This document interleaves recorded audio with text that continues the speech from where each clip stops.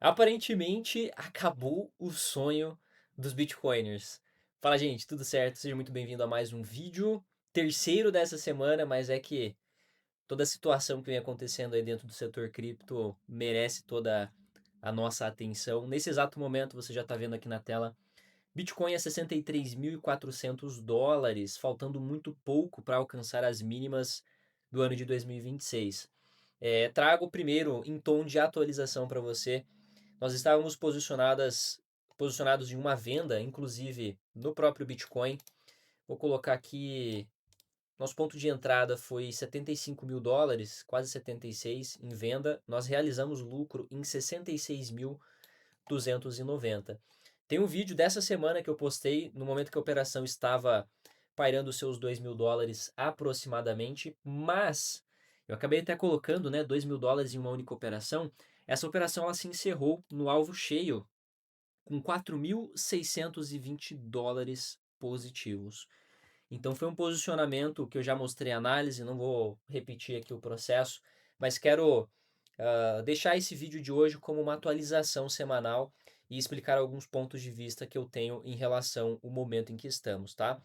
Inclusive, voltando aqui ao gráfico do TradingView, tem algumas coisas que eu preciso pontuar para vocês tomarem cuidado na visualização de gráficos pelo MetaTrader 5 e também pelo próprio TradingView, porque isso acaba enganando e muito sobre o atual cenário. Quando a gente está olhando com o gráfico aproximado da forma como está, realmente é feio o que o Bitcoin está passando. Tem análises sendo feitas de projeção de formação de ombro, cabeça, ombro, de que ele vai lá para 40 e poucos mil dólares. Eu acredito que pode acontecer. Só que a situação fica muito mais estranha, principalmente quando é usado a escala regular do preço, tá? Para alguns, isso daqui vai ser, digamos assim, algo simples do que eu vou explicar, mas tem gente que não conhece. E normalmente, algumas plataformas utilizam de escala regular, que acaba dando ênfase às movimentações de preço mais recentes e comprimindo todo o passado, que, querendo ou não, também foram muito consideráveis na movimentação. Um exemplo, tá? E que eu fiz hoje, inclusive, de forma mais exclusiva com o pessoal lá da tribo, quando nós olhamos um gráfico semanal como esse aqui do próprio Bitcoin, tá?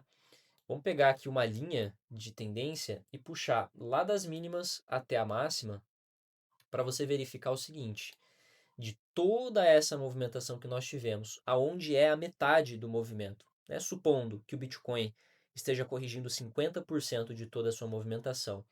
Então, essa linha, ela marca um ponto central aqui e a gente marca como 50%, é como se fosse 50% de FIBO. 70 mil dólares, 70.700.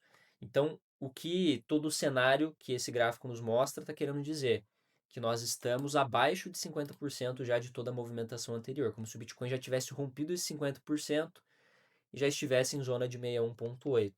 Posso fazer essa mesma constatação pela FIBO. Puxo a FIBO lá de baixo até o topo, 50%, mesma coisa, 61,8 ali em 57. Então isso torna o cenário muito mais pessimista. Agora, vamos para o próprio TradingView e lembrando, né, botão direito aqui na escala gráfica, vamos para a logarítmica. Agora pega aqui a FIBO ou a própria linha e puxa lá dos 15 mil dólares, assim como a gente fez no MetaTrader. E aí você vai visualizar que, na verdade, 50% de todo o movimento, tá? 50% de toda essa alta desde os 16 aos 120 e poucos, nós estamos comentando aqui de 44 mil dólares, 61,8, 34 mil dólares, 35, tá? Então essa é a primeira situação. E quando nós jogamos o gráfico um pouco mais para trás, nós percebemos que é mais uma correção mediante a todas as outras que nós já tivemos. Não será a última, inclusive. Tá? A única coisa, obviamente, puxando de topo histórico para mínimas, de algumas das nossas últimas movimentações, dos últimos ciclos, nós tivemos 84% de queda. Depois, aqui, por 2019, mais um crash, né, com uma queda de 71%, que foi o período aqui da pandemia. Aqui, correção pós-pandemia já, nós tivemos uma queda de 77%. E agora, entrando em novo cenário, nós estamos olhando Bitcoin a 52. Se ele realmente tiver toda essa extensão dos 75 a 79%, nós estamos olhando lá para a faixa dos 30 mil dólares ainda, beleza? Então, isso ainda abre espaço para mais correções, mais oportunidades de se posicionar e fazendo aportes ao longo de toda essa queda. Aqui, vamos sair um pouquinho da parte gráfica e dar uma olhada numa matéria recente aqui da Livecoins, deixar o link aqui abaixo para quem quiser acessar. Michael Saylor está atribuindo essa queda do Bitcoin em relação à rotação de capital que está saindo do próprio Bitcoin, que querendo ou não está ou não estava, né, desempenhando tão bem.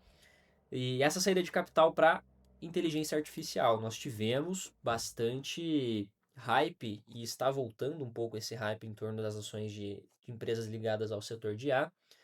E é uma das preocupações levantadas a questão de bolha, e isso não vem ao caso de comentar agora no vídeo, mas é uma das justificativas e a pressão vendedora por parte dos ETFs, tá? Então vale notar, inclusive, voltando graficamente, região dos ETFs, quando surgiram aí no mercado, foi essa zona de preço aqui, ó, zona dos 42 mil dólares. Então, boa parte do progresso puxado pelos ETFs pode ser devolvido se ele retornar aos 42 mil dólares, tá? Vamos dar uma olhada aqui.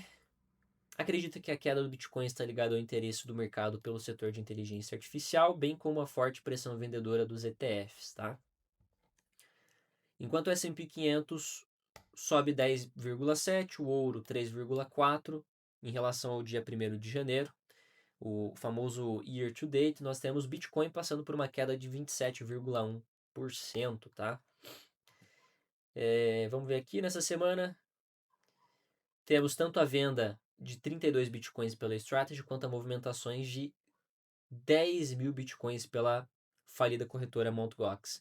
Inclusive é interessante olhar isso daqui, porque fazia tempo que nós não tínhamos nenhuma notícia em relação a essa antiga, né, exchange de cripto aí que foi hackeada lá no passado. Vamos dar uma olhada aqui. Nessa quarta-feira, um dia antes da gravação desse vídeo, os ETFs registraram venda de 396 milhões, chegando ao recorde de 13 dias consecutivos de saída.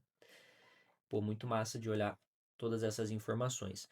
Um ponto curioso que eu queria mostrar aqui para vocês, não falando somente do Bitcoin, olhando as ações preferenciais, tá? A famosa Stretch ou STRC, para quem quiser dar uma olhada, que é aquela gigantesca, né, pagadora de dividendos, que nesse exato momento, ó, teve um período um pouco maior de volatilidade nesses últimos dias, mas ainda assim, né, não quer dizer que não seja boa oportunidade. Eu, inclusive, vou seguir analisando essa possibilidade. Então, nós tivemos, não é a primeira, né, uma redução aí de 5% nessas participações aqui, para quem tem interesse de se expor pelo próprio mercado americano, comprando essas ações preferenciais, você já está no direito de recebimento desses dividendos, tá?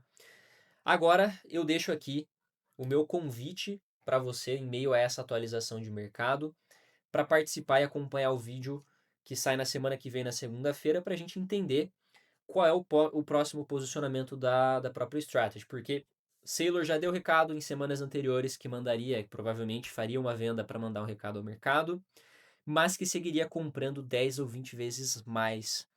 E eu quero saber, nessa próxima segunda-feira, após a gravação desse vídeo, o que nós teremos de movimentação nos fundos aí em custódia da Strategy. Se nós teremos mais compras, colocando de lado todo esse cenário, ou mais pressão vendedora.